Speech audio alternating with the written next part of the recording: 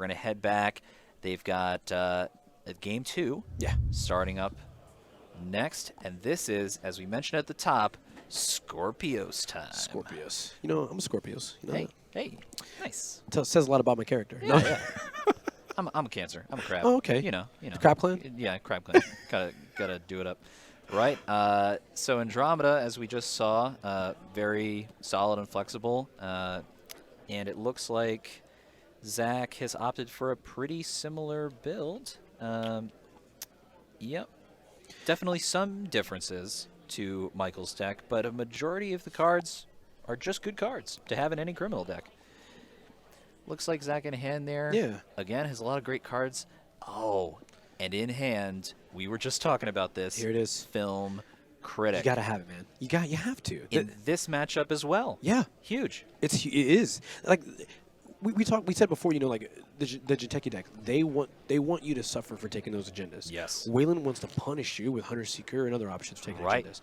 Film Critic is that card that basically says, I'm going to just try my best to know all these effects. I'm going to try really hard. Yeah, it just shuts off those shenanigans and says, no thank you, Wayland. We are not going to have Hunter Seeker today. But Michael, I'm sure, has to be aware that that is a pretty good counter to his strategy and presumably has some effects to combat that. You would hope so. Looking at Michael's list here, I'm seeing not only does he have Hunter Seeker, he's running a Best Defense. Nice. Best Defense, very good card. Yeah, I'm betting he's hoping to either catch Zach off guard with like a zero-cost card that'll help him out, or maybe he has got a couple ways to attack. Sure, Maybe. yeah. At the top, we were talking about one of the great counters to Skorpios being Sacrificial Construct, and Best Defense is a really nice way to just say, no, that Sacrificial Construct, goodbye. Yeah, no, I love that. I just love that the fact that card exists. Yes. It can be so angry. It makes you disrespectful. So there we are, Zach. Ooh, That's some a good very start. nice includes. Spicy. What? Is that a Scavenge? The Scavenge there, which is a card that seems quite good at a criminal, but is not often played in conventional decks. The Career Fair out into daily casts. We also saw a medium in Zach's hand, which is a phenomenal game plan, right? To say this is the thing we're doing. We are going to just dig R&D, and a doppelganger. What is happening? What are we playing? This is not the same Netrunner.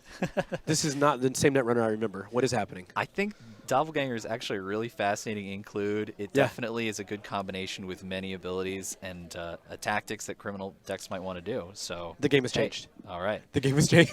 Michael looks like he has got Brian there on HQ. Definitely a card Zach has to respect. And an Enforcing Loyalty. I like it.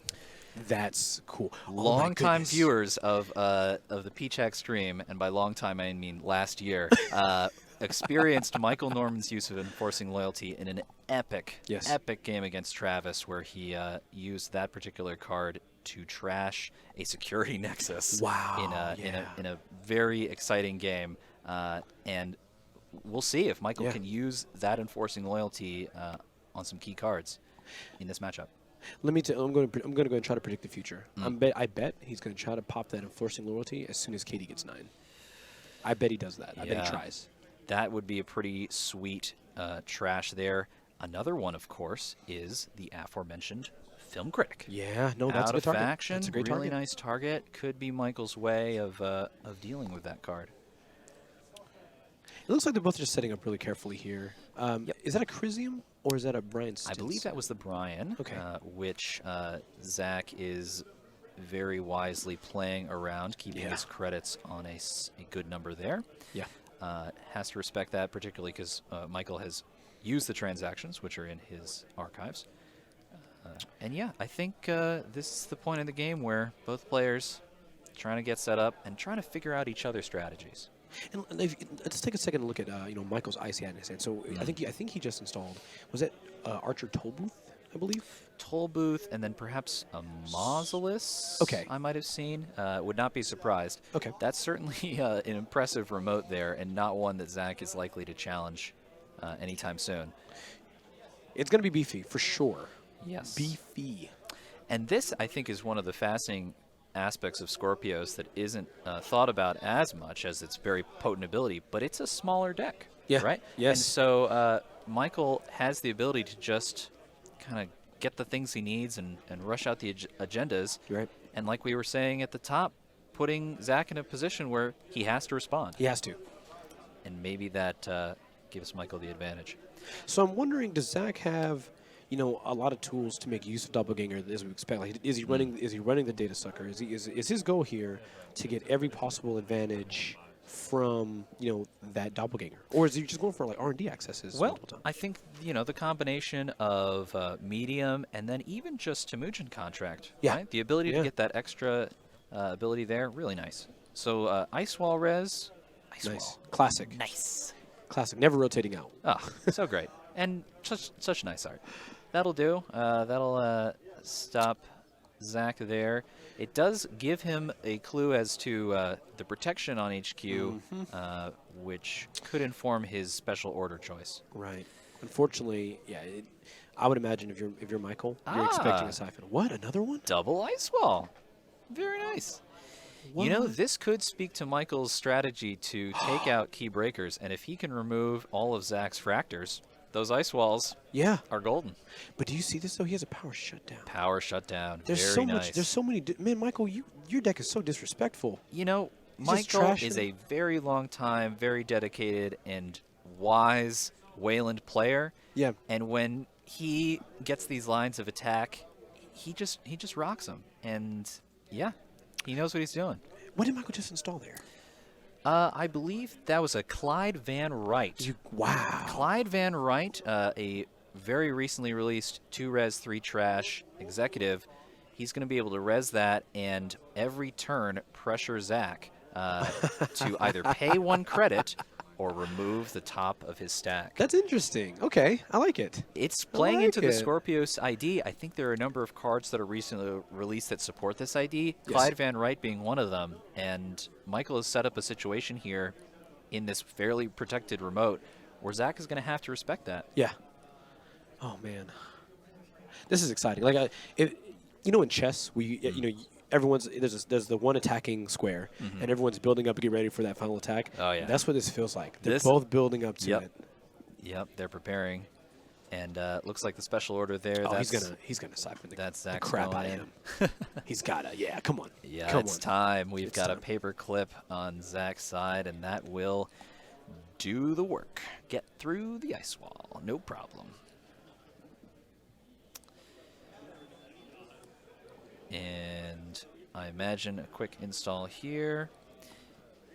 Now, interestingly enough, Paperclip is another card from Out of Faction, which is another target for enforcing loyalty. And if he removes that, isn't that like? I don't think Zach runs multiple. Does he? Does he run any other? So we can check on that now. It doesn't. We know that he's running the Abigail, and we know that he's running the Femme Fatale and Mongoose, but I don't see I don't see an option for another Bear Break. Looks like we got a reader, Zach. Needing to check on that card, as did we. It's fairly new and what does this do? Not the most widely played, but again, Michael coming at you with these cards that you don't anticipate, and looks like he snipes a Vamadeva off of the top of Zach's deck. Clyde Van Wright trashing it, and then Skorpios removing it from the game. You gotta like it, and I think that's good. I think that was actually a good trash. Very cool for Michael. Yeah, and Vamadeva would have been a really nice backup option and dealt with many of Michael's ice, but Zach's gonna have to find another way. No, Michael has a Crisium in hand. He really needs to play that. You know, I have to wonder if Zach is wondering if the upgrade on HQ is in fact a Crisium grid, which might be why he is not immediately siphoned. Right. So, gotta check on that. Gotta get an HQ and see what's what, I would imagine. You gotta check something. You gotta see. Because, I mean, Zach is advantage here. Because even if he says, I'm not going to siphon, he just runs. He can look at it and say, oh, this isn't the protection card I thought it was. Right. Time to go. Time to siphon. And is Zach at 9 credits? I can't quite see Zach, is at 9. And the other thing I'll point out in his hand we see now is the Employee Strike. Oh. Another card. This is so important these days. Just turn it right off, Zach. Go ahead, just turn it off. I think that's great. I think Zach has to find a really nice time to play it where he thinks Michael is going to retaliate. Boom. And there it is. Just put it out. Say no more of this shenanigans. I like how he puts it directly in front of him, too. He's like, we're not putting this off to the side. This is staying in your face. The current. So as we discussed, Zach is going in for a regular run on HQ and checking that upgrade, and now knows he's got to feel comfortable. He's got to feel comfortable siphoning. It is not a Crisium grid. It is indeed Brian. He's got to feel comfortable. Now, he can also use Doppelganger here, right? He can run right back. That's right. So he's calling in for a successful run. Doppelganger definitely... I think you do. I think you come back. Going to do some work. Yeah, I think you come back here. Come on. No? Okay. Well. So the thing I imagine that Zach now has to be aware of is that credits matter. Yes, and absolutely. If he overextends himself, Michael can punish that. Yeah. It gets pretty brutal at that point. Man, if he uses...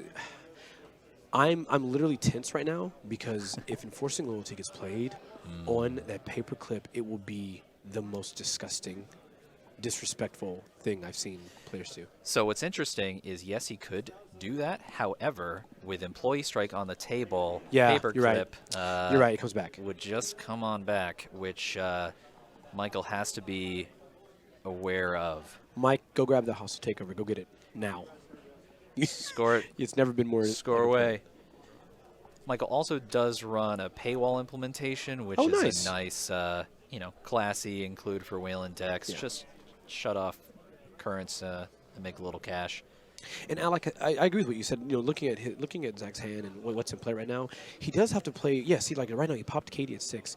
He's doing that because he knows he wants to play the Earthrise, but he can't go to 6. Yeah. Because then, Brian Stinson, lets Michael gain 15 from that structure. Right, and at that point, if Michael can generate such a big lead on credits, he puts Zach in a really uncomfortable position. Right. Because anything that Michael includes, mid-seasons, Enforcing Loyalty, whatever it may be, Zach is in a tough spot. So I think he's playing it smart. Yeah. You got to be careful. Oh, there we go. Nice. That is a Netrunner card. Mongoose hits the table, as we say in my neck of the woods. The goose is loose. The goose is loose. So oh my goodness. Can break the sentries. And, there we go, Michael. Yeah, install on HQ. Definitely a wise decision on Michael's part. I believe that being Crisium Grid. And look at the spice. You see the spice right there on Michael's hand? He's got the little bit of spice. Snare, I think, has always been a Wayland card at heart. Yeah. At least for me. A classic, just have one snare. And in fact, if I'm not mistaken, Michael is running 3 of them. Wow. Yeah. So everywhere is dangerous. There's no place that's safe. And out of Skorpios, I think there's no better Wayland ID for just having random damage. Yeah. Because you could hit something really impactful out of the blue. It's pretty good. Oh, man. So a Bloodletter there on HQ. That's the 3 res, 4 strength Sentry, I believe. Yep. And that removes the top 2 cards of Zach's deck. No, I don't think. Yeah, I was going to say, I didn't. Oh. Enforcing Loyalty. No. Oh, down for the count. You were supposed to be the real champion. Oh, look at that. You were the chosen one. It looks like Zach decided to get rid of that Crisium. I mean, he needs to get the Siphon in. And I think now he could Siphon here immediately. I think so. Yeah. Yeah, I think this is a wise decision. He's only on 3 credits, and just gotta go. Yeah, you got to do it. But now this does mean that Michael should be. No, he's not going to be able to use Brian or Barney. I keep saying I want to say Barney Stinson. Yeah, but I know it's Brian. That's right. It's enticing. Yeah, I think Zach is totally fine letting the Bloodletter fire here. In a criminal deck like his, I doubt he's running Levy, and he's basically never going to see those cards again, so might as well. Yeah. And they're not being removed from the game, so that's fine. Double Siphon was the play there, and now Zach has established a definitive lead on credits. Yep. And gained 4 tags. You think you remove him? You think so? I think it'd be irresponsible not to, perhaps. So he's got Katie Jones. Yeah, without many other resources. I don't know. That's a call on Michael's part. Whether he wants to stay low on credits. And it really was a good call on Zach's end to play both of the Siphon now, because neither one can get removed from the game. That's very true. He's guaranteed to work with his same old things now. Yes. So Zach with the power play. Michael now having to decide. Yeah, it's a tough call, man. Do we get set up? Yeah. Knowing full well that any third account siphon or same old thing. Yep, and there it is. Third account siphon. Just. Jeez. Yep, going down to 1 credit. Reses Brian. And so now Zach has decided. Might as well. He must take the access. Yep, and takes an access. I think on Zach's end, those are the right calls. I think so. Yeah. Because now he knows that they can't be gotten rid of from same old thing. Same old thing is going to work and allow him to siphon further. Yep. This was the best case, I think. And there it is. While low on credits, Zach gets the nice, easy access on R&D. Very nice. And yeah, this is a great criminal place to be. You know, multiple siphons, and with only 4 minutes left, yeah, it's pretty rough. We're in a tense spot. No agendas in sight. No agendas anywhere. And the thing is, like, for those of you that are familiar, like when you start getting low on time, you start making plays that you would not make in an environment where you have full time. Absolutely. They're going to start going for Hail Marys, because they have to. They don't really have a choice. Ooh. Wow, this is a fantastic moment for Michael. He has found a macrophage on R&D, and the medium that was just about to be really the game ender is now under threat. Yep. As Zach, can you afford to pay through these traces every time, or does he just have to say goodbye medium? Right. That's a tough call. That is a tough call. If you're Michael here, you got to be feeling pretty good about it. That's huge. You got to be feeling pretty good about it. Yep. The macrophage was a great call, and it really has paid off for him. And he removed it from the game. No. Ooh, finds the Project Atlas on top, a card Michael really would have liked to see, but now, it's okay. They're 2-0. I mean, with 3 minutes, 2.5 minutes left. Yep. They got to start. Michael's gonna have to start just basically blitzing. He's got to just go. Right. Yeah, time really is a factor here. I think if we had much more time, then Michael would have a chance of reestablishing himself, getting his economy back, and recovering from the setback. But he is in the hole now, and I don't know if there's enough time to climb out of it. Yeah, I mean, he would have to get a lot of money really fast here. Does he run anything? Like, does he run Audacity? That would be great if he ran Audacity, because that would at least allow him to kind of just the tech. Yeah, but I mean, basically, he's got to move. If he's got a 2-1, he's got to score it immediately. Yep. He's only on a single credit, so even a hostile takeover, it's ooh. And that'll seal the deal. Food off the top. Yeah, that will seal the deal. I think Michael and many other Wayland players are well aware that the Wayland curse is real. Yeah. And sometimes the agendas just flow straight to the runner. Dude, I mean, the agendas must flow. That's the rule of Netrunner. Yep. That's what happens. So, well, I will say that on Michael's side, I think that Michael, I think we're gonna see the end of the game here in the next minute and a half. But I will say this: I felt like Michael played really well here, given the options that he had. Yep. The clutch turn for Zach was definitely the employee strike, leading into that triple siphon or the double siphon. Absolutely. That just, I mean, it reduced him to so few credits, to where Michael just had no options in this last little bit of time here. So it was really well timed. Yeah, it set him up for Zach to challenge R&D. Wow. And playing into this great game plan of just set up the scores. You got to be kidding me. Wow. Yeah. It's not 7 though. Oh.